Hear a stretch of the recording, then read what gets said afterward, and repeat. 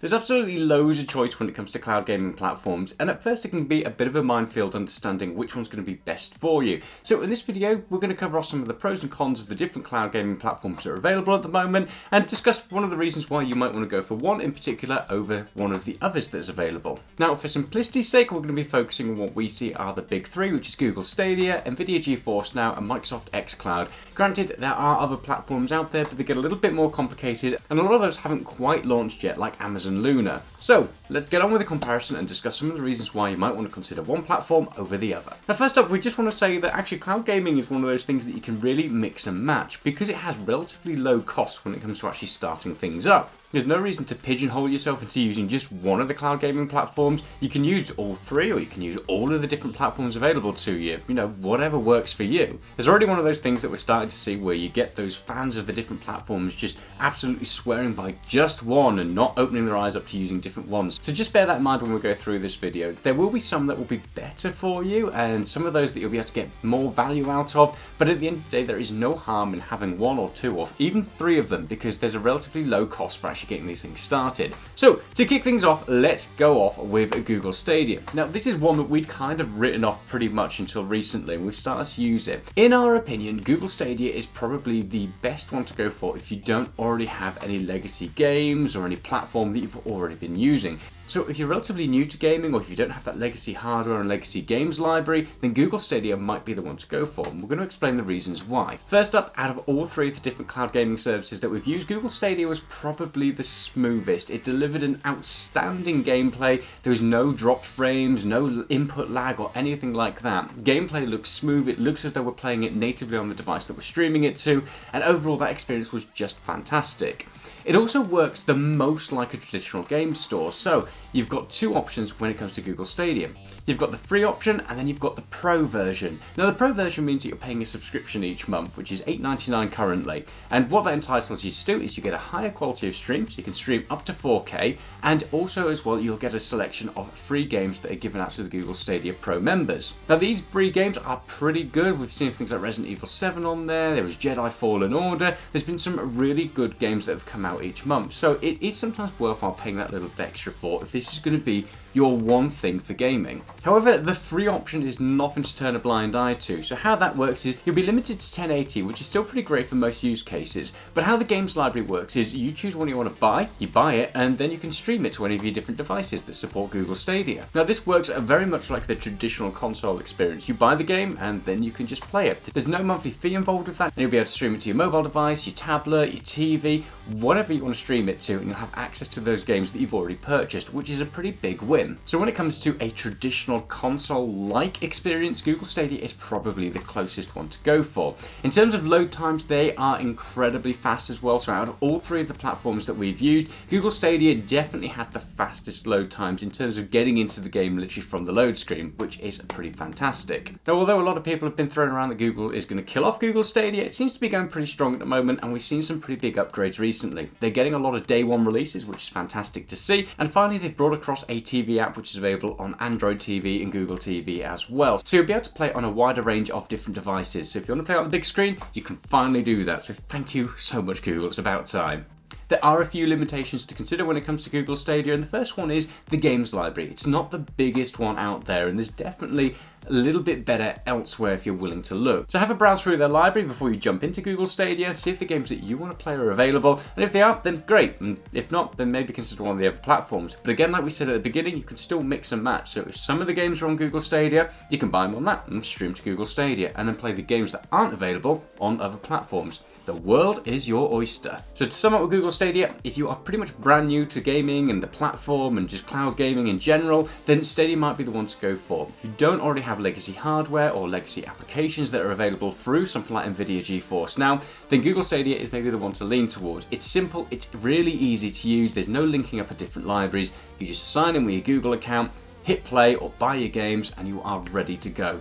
However, it is not the only one out there, so moving on to Nvidia GeForce Now. Now, this is one that we have been using for years and years and years, ever since it's been back in beta on the old Nvidia Shield TV and the tablet, and it's been an absolute blast watching it evolve over time. It originally started off as a bit more of a subscription-based model where you get access to a library of games. That's then changed where you'll get access to your library of games that you've already purchased through the likes of Steam. That then changed a little bit. You still get access to those games. However, one thing to bear in mind is even if you own those games, you might not be able to stream them via Nvidia GeForce Now. It all comes down to what the publisher will allow. So how does Nvidia GeForce Now work in its current state? Well, it's pretty simple. There are two tiers to this. It also offers a free tier and it also offers a paid for tier.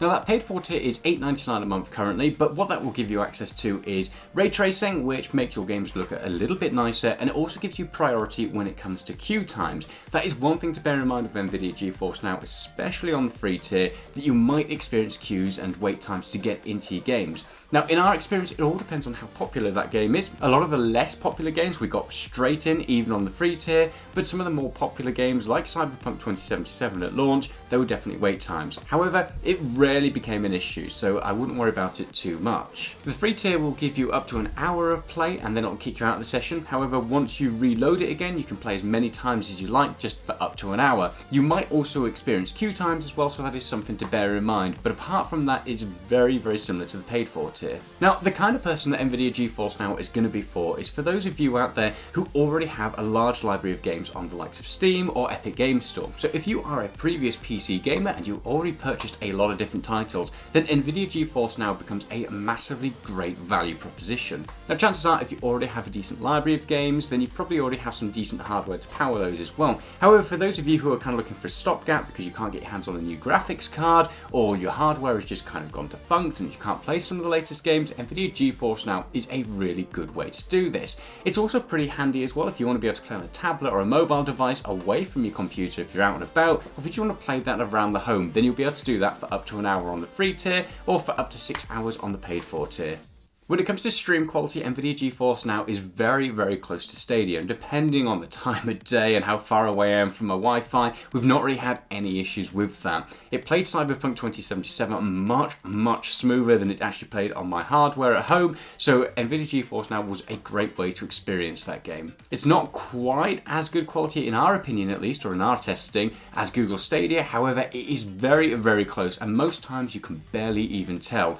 The only issue that we had really with Nvidia GeForce Now is logging back into the Steam account and linking that back up. From time to time it just kicks you back out and then you have to log back in, pull up your on-screen keyboard, get your Steam authenticator code, and it just becomes a bit of a hassle. And it's one thing that we really like about Google Stadia. It's much more simple and easy to do. However, if you're the kind of person who's already used to these sort of little issues that crop up every so often on a PC, then you are most likely going to be used to this sort of thing and it's not really going to bother you. It's only a small little hurdle that comes up every so often, but something worthwhile bearing in mind. That user interface and just some of the ways it works in the background aren't quite as smooth as something as Google Stadia. So Nvidia GeForce Now is a fantastic platform and it's great if you already have that library of games. So if you are wanting to move to cloud-based gaming only and get rid of your hardware, then this is probably the one to be going for if you have that library already. If you're looking to have something there you can play your PC games on the go, then again Nvidia GeForce Now will enable that. It works on things like mobile phones, tablets, TVs, a whole range of different devices. So Nvidia GeForce Now is probably the most fully fledged platform in terms of compatibility.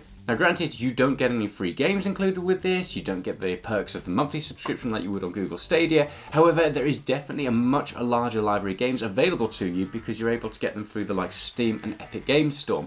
The other thing to consider as well through this is you own those games. If you buy them on Steam and for some reason Nvidia GeForce Now stops working or they no longer support it for whatever reason, then you have those games, you can install them on hardware or through another cloud gaming platform in the future. So that's definitely something to consider. Moving on to our third one, and that is Microsoft xCloud. Now this one is kind of still in testing at the moment, but Microsoft have announced that it will be coming available for pretty much everybody in the very, very near future, so that's something worthwhile bearing in mind. Now xCloud comes bundled with Game Pass Ultimate, so it is a little bit more pricey than its competitors at $10.99 a month. However, it offers a lot of value. Now with Game Pass Ultimate, what you get is you get access to xCloud. At the moment with iOS devices, it is through invite only. However, in the next week or so, it's meant to be rolling out to all players, so don't worry too much about about that. With xCloud, you'll get access to a massive library of different games. There are absolutely loads of them on there, and a lot of day one releases that are also coming across to the platform, and Microsoft has been very, very aggressive in building its library out. So there's pretty much something out there for pretty much every kind of player. As well as getting access to the cloud gaming side of things, you'll also get access to that library on an Xbox console or on a PC as well. So if you already have that hardware, then this becomes a really, really good value proposition. If you're somebody who has a very small library, or if you have an Xbox console kicking around or a PC kicking around, then this might be the route to go for, because you just get such a good library and access to that pretty much straight away. There are so many games that you can play on there and so many new titles that are coming across that it's a pretty feature-rich platform. However, if you don't have a PC and you don't have an Xbox, then that value starts to shrink down quite a bit. Although you get access to a very large library of games with the cloud gaming side of things, you are limited in the ways that you can play. So you can play on your Android devices, you can play on your iOS devices as well. However, TV support is pretty much hit and miss at the moment. Microsoft has announced that they'll be introducing a TV streaming stick, and they'll also be bringing support across 2 different TVs in the near future. However, getting onto a TV at the moment is a little bit limited. We also found in our testing that out of all 3 of the platforms, xCloud definitely performed the worst. Now, upgrades are coming again in the very near future, where they're switching across their hardware that powers the cloud gaming side of things from the older Xbox consoles across onto Xbox Series X hardware.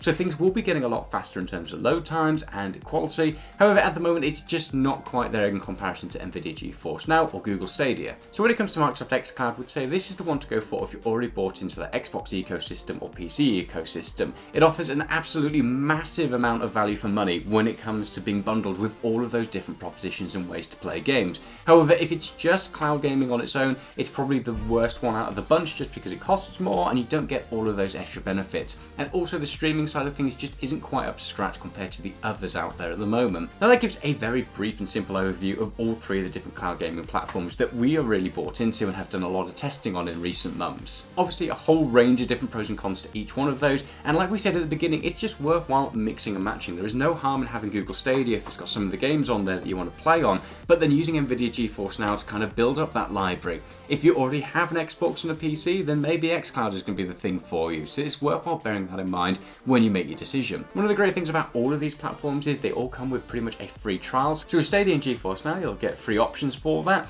and with xCloud you can pretty much pick that up for £1 a month on all sorts of different promotions they throw around all the time. So try them out, see which one works for you, test it out with your hardware at home, and just see which one works best. Again, which one you go for is going to depend on your setup and your ecosystem and everything else that you're already using for your gaming needs. But they all have their pros and cons, and you can mix and match them to your heart's content. If you've got any questions, make sure you throw them down below in the comments. And whilst you're down there, hit the like and subscribe button. We'll be back in the future and we'll be doing some more deeper dives on how each of these platforms is performing in 2021. So stay tuned for that and make sure you don't miss it in the future. In the meantime, stay safe and we'll see you soon. Bye.